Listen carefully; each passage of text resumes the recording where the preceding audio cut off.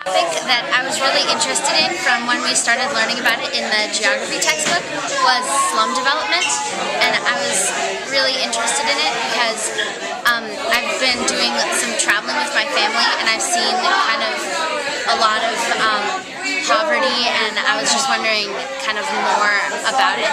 And so I did a lot of research. The first thing that I started off with was looking at the Universal Declaration of Human Rights, and I looked at that first to see whether or not that topic would be relevant to like the speech that we were giving.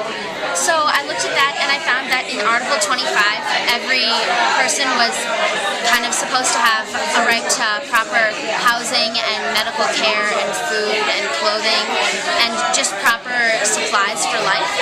And so I thought that like the extreme poverty found in the slums and kind of the lack of clothing and proper food and shelter and housing for every family and person there was a direct violation of that human right. So I decided to kind of investigate more, and in my research I found out that there were a lot of like slum development was way more widespread than I thought. Like it wasn't just concentrated in one area. And in my speech I talked about the slum Cidade de Dios in Rio de Janeiro, and there's a quote from Amnesty International which said that children there were mutilated and killed by death squads, and I thought that was really startling, especially because it showed like kind of the lack of government control, like when you can't just like, it's not allowed for kids to be shot by gangs. So I thought that was really startling. And then in India there was this survey that showed that, or the Indian government said that the population in their slums was greater than that of Britain in their slums alone, and I thought that was really, really startling. And it just kind of showed like the widespread extent of this problem. And then in Kibera, which is a slum, the largest slum in Africa, in Nairobi, Kenya, the population density is 7,500 people per square mile.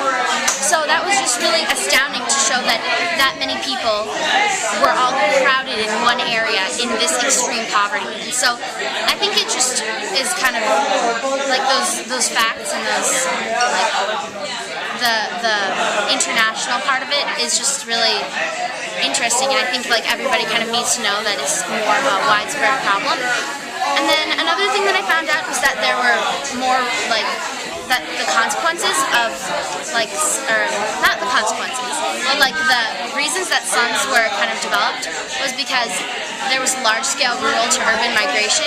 Like the city wasn't able to house everybody, or like urban planners kind of failed to compensate for people who couldn't afford certain types of housing. And then I thought that was kind of disappointing because a government or a city should be able to try and accommodate all of its people, and I thought that was kind of, you know, not very good. And then some of the consequences that I found when I was researching of slum development were that the health risks, well, there are like consequences in two categories, for the individual person and for like a wide population in the country. And I thought that the first most important like risk to slum development was the health risk to the individual person, because of the lack of government like kind of involvement and lack of sanitation facilities or waste disposal facilities. There's a lot of trash and litter as well as human and animal feces, and I thought that was kind of, not only was it like disgusting, but it's really unfortunate because people are forced to live there because they have no other better place to go, and they can't afford a home, let alone medical care or health or medicine or even shoes, because like a lot of diseases are easily communicable through like feces and stuff like that. And it's just I'm thinking about like how it's literally a breeding ground for all these infections. And I think that's really horrible, and that can also result, like the increased sickness and everything can result in an increased mortality rate for a country, and that's not good for development or anything. Also, I thought that the trash and the kind of lack of sanitation posed a serious environmental risk because, as we all know, pollution is really bad for the environment. But also, like the feces and everything around can like pollute water, and that is not just contained to one area necessarily. So I thought that was really dangerous for an entire area.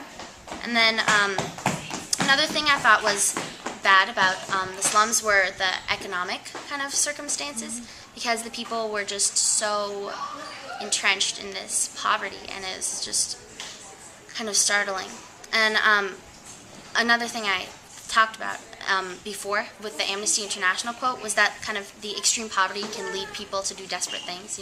Desperate times call for desperate measures, and so like the extreme poverty can lead people to go and form gangs or get involved in the illegal weapons trade or drug dealing or prostitution, and that can result in a large informal economy, which is really bad for a country because like the flow of the money is happening but not where you want it to go.